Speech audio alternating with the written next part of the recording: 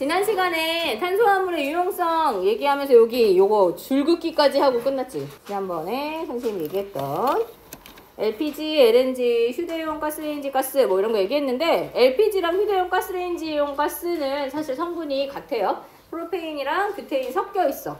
그리고 LNG, 액화전형가스, 우리 집에서 사용하는 도시가스는 메테인을 주성분으로 하고 있는데 메테인이든 성분이 탄소랑 수소로만 이루어져 있잖아. 자, 그래서 일반의 새 연료의 성분에 공통적으로 들어있는 원소는 탄소와 수소인데 얘네들을 연소를 시키면 결국 이것들의 성분, 탄소랑 수소가 산소랑 결합해서 만들어진 결과물이 나오겠지? 완전, 보통 이제 책에서 연소 그러면 완전 연소라고 했어. 산소가 충분한 상태에서 완전히 연소하면 탄소는 이산화탄소가 될 거고 수소는 물이 될 거예요. 그래서 연소 생성물이 뭐냐? 이산화탄소와 물이 되겠지.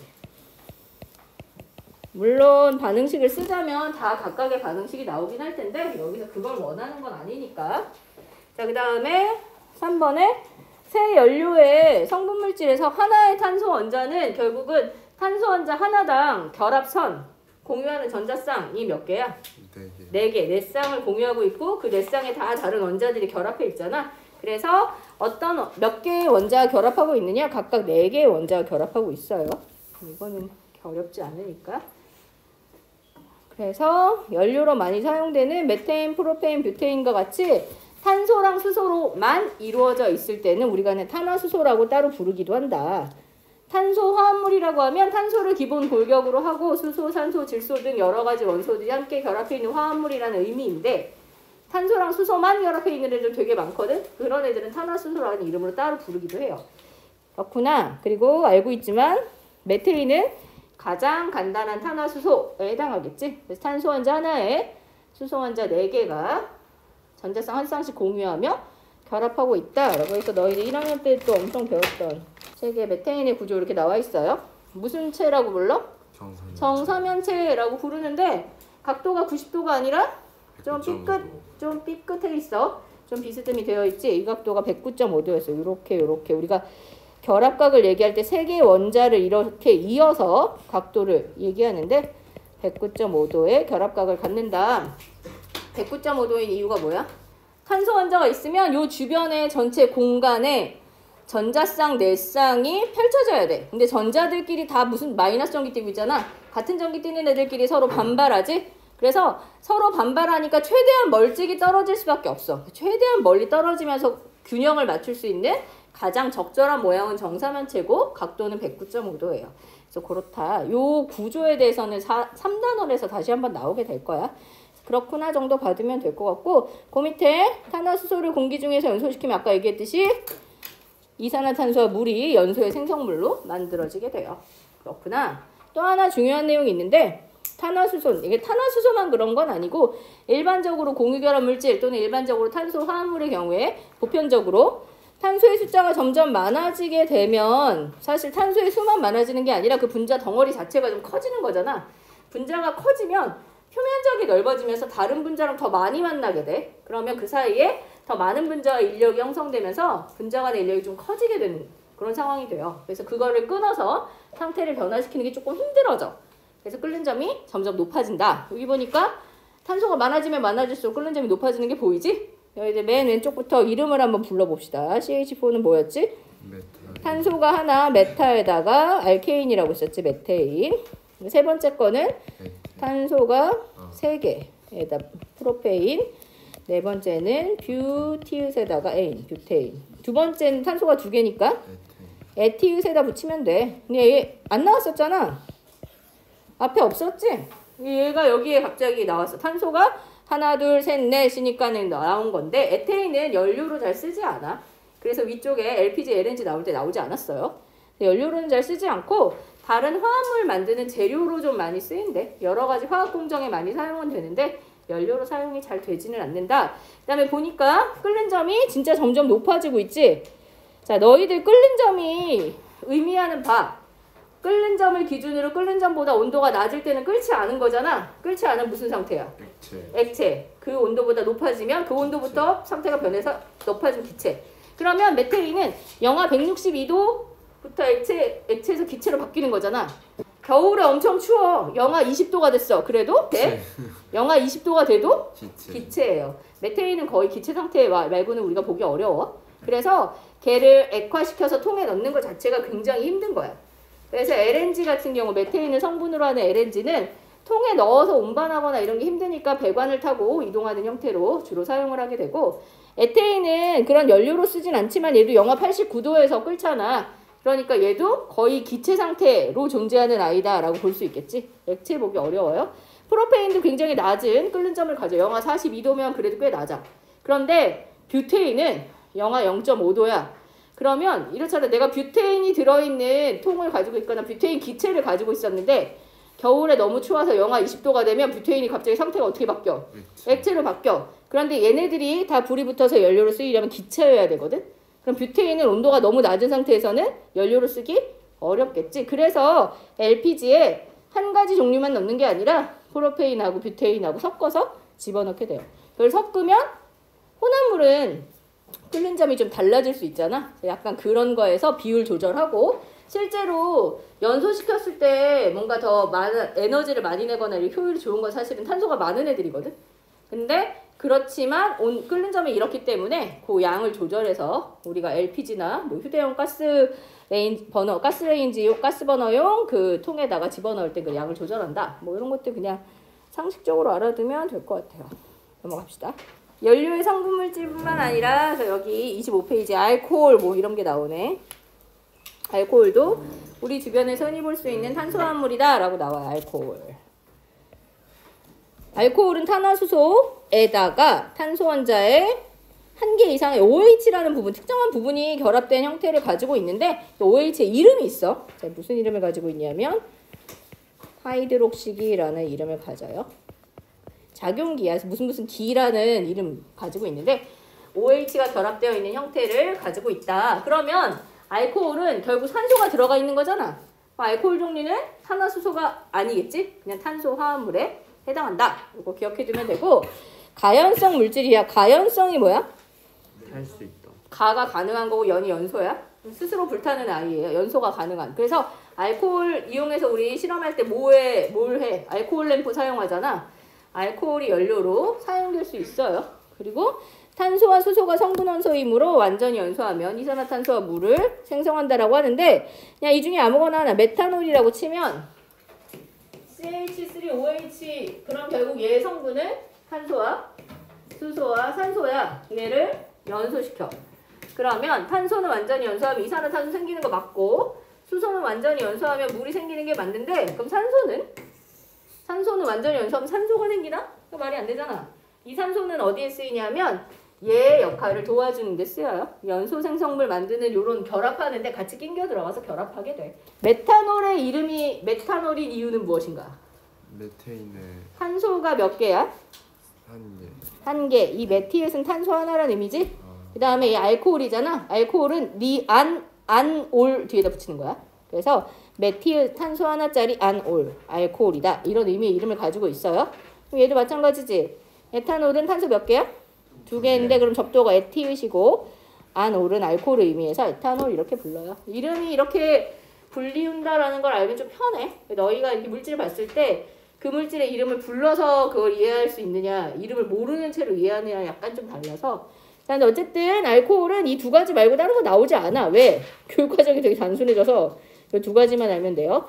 자, 일단 가장 간단한 건 당연히 탄소가 하나인 게 가장 간단하겠지. 메탄올은 특유의 냄새를 지닌 무색 휘발성 액체다라고 되어 있어요. 휘발성은 증발을 잘한다라는 뜻이야. 기체도 되게 잘 바뀌어. 휘발하면 좀 두 가지 용어를 좀 기억해야 돼. 무엇과 무엇을 알아야 되냐면 증발과 끓음을 알아야 돼. 증발이 뭐고 끓는 게 뭔가? 무슨 차이가 있는 거야? 증발도 끓음도 액체가 기체로 바뀌는 거야. 그런데 증발은 뭐 그런 거지. 증발은 표면에서만 일어나는, 표면에서 언제나 일어나는 일이야. 온도를 그렇게 올리지 않아도 괜찮아. 예를 들어 선생님이 손 닦고 물을 이렇게 툭툭 털어서 여기 물기가 있었어. 근데 나중에 한참 지나면 물기가 없어지잖아. 여기가 100도로 끓어서 그런가? 그런 게 아니잖아. 100도까지 안 올라가는데 그런 일이 벌어져요. 표면에서 언제나 상태 변화가 일어나는데 사실 액체가 기체로 날아가기도 하고 공기 중에 해당 기체가 있으면 다시 돌아올 수도 있어. 근데 이렇게 뚫린 공간에서는 날아가는 속도가 훨씬 빠르니까 증발이 더 빨리 일어나서 완전히 물기가 사라지는 이런 일이 일어나는 거고, 온도가 높아지지 않아도 언제나 일어나. 그런데 끓는다는 건 그 공간, 그 액체 전체에서 일어나는 일이야. 끓게 하려면 끓는 전까지 온도가 올라가야 돼. 그래야 일어나는 상태 변화다. 요거를 기억해 두면 되고, 메탄올은 휘발을 잘한, 증발을 잘해. 그러니까 가지고 있으면 금방 이렇게 증발해가지고 주변에 그 기체, 증기가 많이 발생하는 이런 상태가 될 수 있어요. 게다가 독성이 있다는 위험성이 있어. 그래서 독성이 있으니까 사람이 사용하는데 좀 주의를 요하겠지? 그렇구나. 연료로 사용을 하기는 하는데, 뭐 연료로도 쓰고 또 플라스틱 만드는 재료로도 쓰이긴 하지만 사용에 위험성이 있다. 특히나 오른쪽에 보니까 뭐래요? 조금만 섭취해야 돼. 먹으면 절대 안 돼. 어떻게 돼? 실명하고 많이 먹으면 죽을 수도 있어. 당연한 거야. 너무 독성이 강해.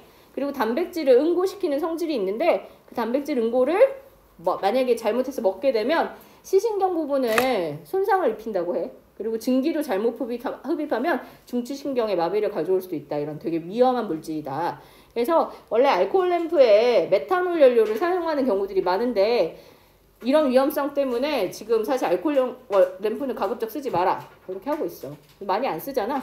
가열하는 게 꼭 그렇게 불꽃이 필요하지 않으면 가급적이면 핫플레이트 많이 사용하지. 요즘에는 저런 거 잘 쓰지 않아요. 이제 정밀한 실험이나 너희가 나중에 좀 안전한 상황에서 실험하게 되면 쓰게 될 수도 있고. 그 다음에 에탄올은 여러 가지 물질을 잘 녹이는 용매로 사용되고 물하고 잘 섞이기도 하고 알코올 음료를 제조하기도 하고 단백질 응고시켜 소독살균 작용을 하기도 하고 뭐 이렇대. 에탄올은 음료에 사용된 에탄올, 음료가 뭐야 이게?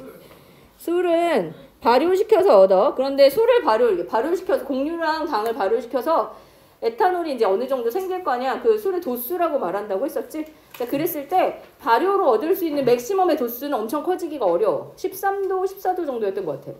그래서 에탄올이 13, 14%를 넘어가면 발효가 더 이상 일어나지 않는데. 그래서 보통 이제 발효해서 만드는 일반적인 술들은 그렇고, 그게 아니라 만약에 더 그 도수가 높은 술 있잖아. 50도 이상 막 그런 술들은 증류하는 거, 증류. 그래서 여기 얘를 가열해서 물기는 날려보내는. 알코올은 날아갔다 다시 그걸 회수해서 알코올은 다시 받아서 알코올의 비율이 높아지게 요렇게 만드는 게 증류주라고 보통 말하는데, 비율이 높은, 도수가 높은 술들은 그렇게 한다. 그런 거 알아두면 될 것 같고, 여기 플라스틱을 합성하는 원료에 사용되는 메탄올과 알코올 음료에 사용되는 에탄올에서 이렇게 생김새 나와 있어요. 보통 우리가 분자 모형으로 만들 때 탄소는 검정색을 주로 사용하고 수소는 하얀색, 산소는 빨간색을 많이 사용해. 그래서 여기 끝에 산소랑 수소, OH 이렇게 붙어있지? 이런 형태로 되어 있다라는 거 알아두고, 오른쪽도 마찬가지. 메탄올과 에탄올의 녹는 점과 끓는 점 나와 있는데, 녹는 점은 에탄올이 더 낮은데 끓는 점은 에탄올이 더 높아요. 끓는 점의 경우 아까 얘기했지만 탄소의 숫자가 많아질수록 끓는 점이 높아진다라고 했었어. 분자 간 인력이 좀 더 커진다. 그냥 한 가지만 좀 할게. 이거 너희가 아는 애들은 알 건데 좀 그래도 혹시 모를까봐. 자, 물질을 원소기호를 이용해서 표현하는 것을 우리가 화학식이라고 불러.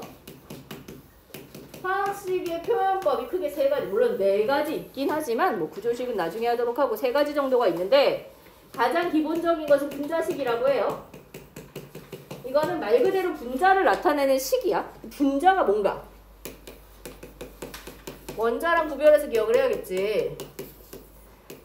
산소 원자가 이렇게 있어. 산소 원자를 가지고 내가 호흡할 수 있나?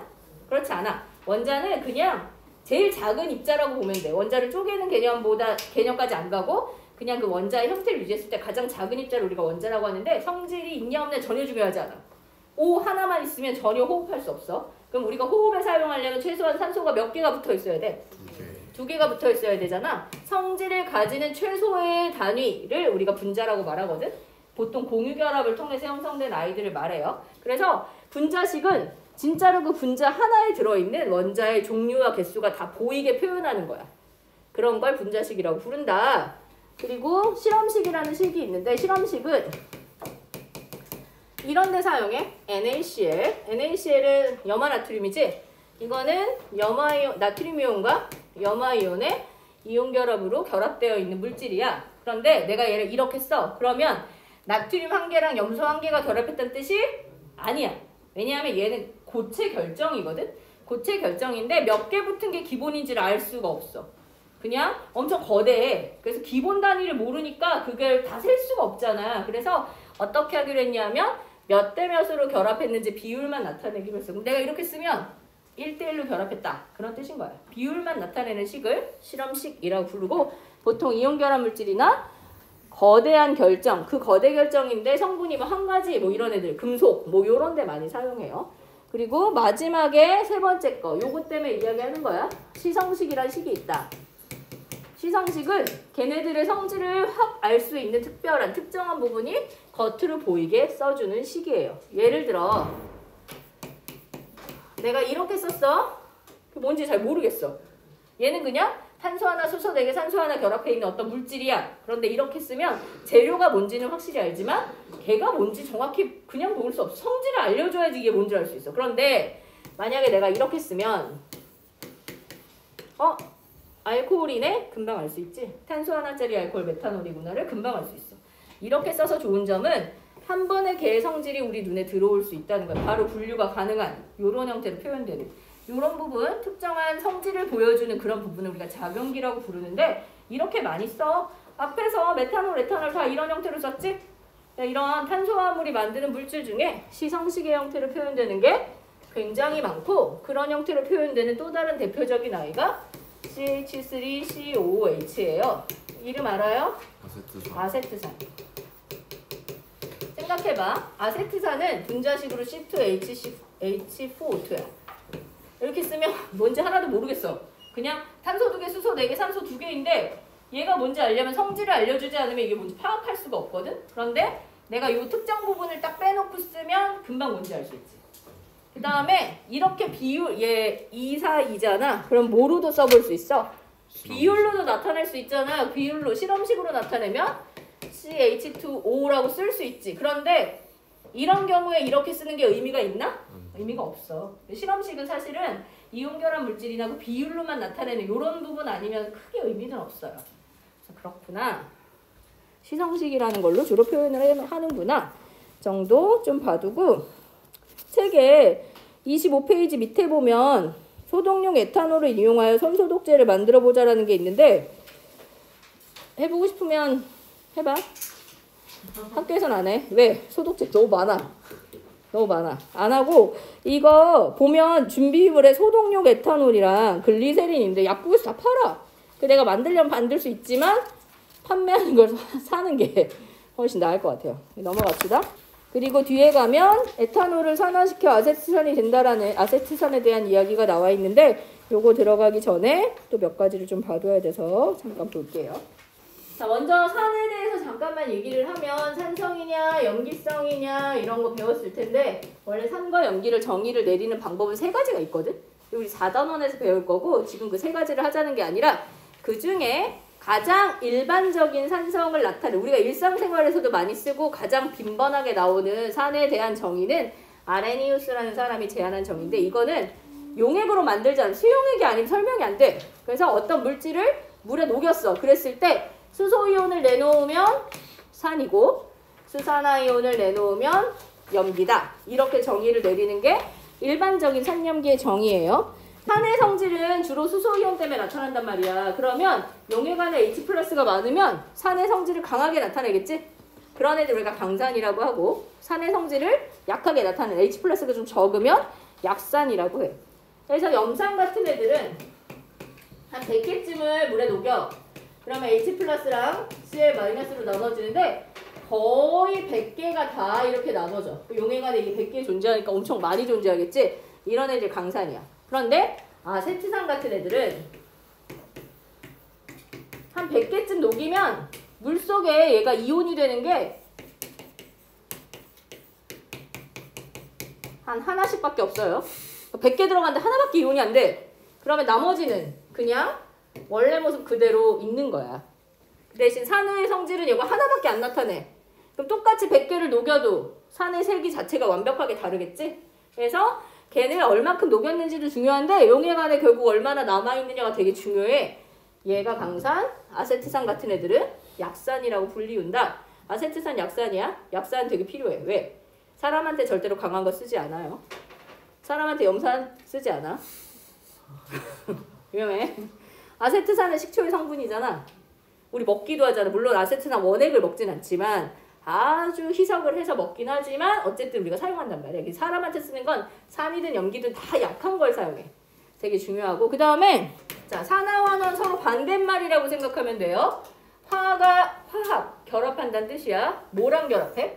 산소랑 화합하는 거. 그래서 산화는 산소와 결합해요. 산소를 어둠이라고 보통 말하는데. 그러면 환원은 반대니까 산소를 잃어버리겠지? 근데 산소로만 이야기를 하지 않고 산소가 없는데도 산화하는 이야기를 할 때가 있어. 그때 뭐가 움직이는 거야? 전자가 움직이지? 전자를 반대야 반대. 전자를 잃어버리면 산화라고 하고 환원은 전자를 얻을 때 환원이라고 해요. 그런데 원래 작년엔 여기까지 했을 텐데 사실은 측면이 하나 더 있어. 수소의 측면이 있어. 수소도 잃어버렸을 때 우리가 산화라고 하고. 이걸 지금 왜 얘기하냐면 여기 26페이지 교과서에 아세트산이 나오는데 이렇게 나와 있어. 에탄올을 뭐 시켜서 얻는데? 산화시켜서 얻는다라고 나와요. 에탄올을 어떻게 산화시키면 아세트산이 되냐면 이거는 시험에 절대로 나오지 않아. 혹시 누가 궁금해할까봐 선생님이 넣었는데 아무도 안 궁금하겠지만 에탄올이 있으면 에탄올에 이 산소 옆에 수소 이렇게 있고 여기 수소 있는데 첫 번째 산화를 2단계를 거쳐서 하거든. 첫 번째 산화에서는 수소를 잃어버려도 산화라고 했잖아. 수소를 잃어버려. 어떤 수소를 잃어버리냐면 산소 옆에 있는 수소 하나, 이 빨간 동그라미처럼 얘랑 여기에 있는 탄소, 산소 옆에 탄소가 있지? 걔가 가지는 수소 하나를 잃어버려요. 걔네들이 떨어져. 그럼 결합하고 있다 떨어지면 공유하던 전자쌍이 끊어지면서 전자 혼자씩 남을 거 아니야? 근데 이렇게 전자 혼자 남은 물질이 있어? 이렇게 존재할 수 없겠지. 그래서 어떻게 해? 그게 존재하기 위해서 그 전자들을 공유하는 형태를 띄어. 이미 결합 하나 하고 있는데 이 전자들 가져다가 무슨 결합 형성해요? 이중결합 만들어요. 그러면 끝에가 갑자기 이렇게 바뀌었어. 더 이상 OH가 아니지? CHO를 가지고 있는 애들 우리가 알데하이드라고 분류해요. 아세트알데하이드라는 애가 형성이 돼. 걔가 한 번 더 산화할 수 있어. 걔가 산화를 할 때 두 번째는 이번에 이제 산소가 결합하는데 산소가 끼어드는 위치가 되게 웃기게 여기야. 탄소랑 수소 사이로 낑겨들어서 끝에가 COOH 형태로 바뀌게 돼. 그래서 뭐가 만들어지냐면 아세트산이라는 애가 만들어져요. 그래서 포도주 같은 거를 만들 때 포도주 발효하면 에탄올 만들어지잖아. 근데 이게 너무 오래 놔두면 시간이 많이 지나면 산화를 하게 되는 거야. 그래서 산화하게 돼서 산패돼서 나중에 식초 같은 형성, 신맛이 나는 이런 성분이 되기도 해. 그리고 에탄올, 술을 마셔. 그럼 술이 우리 몸 안에 들어와서 산화돼. 그럼 술이 몸 안에 들어와서 산화돼서 아세트알데하이드가 생기는데 알데하이드라는 애가 약간 독성이 있어. 그래서 몸 안을 돌아다니면서 뇌를 막 괴롭혀. 머리가 아파. 숙취에 시달린다라고 하잖아. 그 술을 마셔서 몸 안에서 이런 성분으로 바뀌면 걔가 머리를 아프게 하는 숙취를 만들기 때문에 숙취해서 음료 광고에 가끔 이런 용어가 아주 가끔 나올 때가 있어. 산화의 과정은 몰라도 되지만 에탄올을 산화시켰을 때 아세트산이 만들어진다는 거 정도는 알아두고 아세트산은 COOH라는 부분을 가지고 있는데 얘를 카복실기라고 불러요. 그래서 이런 부분을 가지고 있는 애들을 카복실산이라고 불러. 카복실산. 무슨 성 물질이야? 산성 물질이에요. 산성. COH가 어떻게 이렇게 생긴 애야. 이중결합, 산소와 이중결합 하나 하고 있고 단일결합에 산수소 이렇게 붙어있는 이런 형태다. 그림으로 그리면 CHHH에다가 또 다른 탄소는 산소랑 이중결합에 산소, 수소 이렇게 생긴 애다. 뭐 구조를 꼭 알아야 되는 건 아니지만 어쨌든 아세트산에 대해서 좀 알아두면 되고 이거 강한 자극성 냄새가 나는 무색의 액체인데 다행히 약산이라 우리가 식초의 성분으로 사용한다. 아세트산은 약산이에요. 잘 기억해두고 그래도 산성이니까 이온화하여 수소연을 내놓지 빈칸에 H+ 이렇게 쓰세요. 아세트산은 합성 식초, 식품 조미료, 염색, 염료 등에 쓰이고 의약품 제조에 쓰이는데 아스피린 이런 거 만들 때 아세트산 무수물이라고 해서 아세트산에서 수분을 제거한 형태를 집어넣어서 약을 만드는 경우들이 있어. 그래서 실험을 할 때 아세트산 무수물을 사용하거나 뭐 다른 약간 아세트산의 약간 변형 형태 사용하거나 이런 식으로 실험을 하기도 하더라. 뭐 이 정도 알아두면 될 것 같고 밑에 확인하기 메테인 CH4 에탄올 C2H5OH. 아세트산 CH3COOH. 이 정도 화학식은 알아둡시다. 자, 여기에 공통으로 들어있는 원소 기호를 쓰자 그랬어요. 일단 기본적으로 뭐가 골격을 이루고 있어? C 탄소. 그 다음에 H 수소는 거의 반드시 들어있고 산소는 메테인에 없으니까 쓰면 안 되겠지. 공통으로 들어있는 건 이 두 가지예요.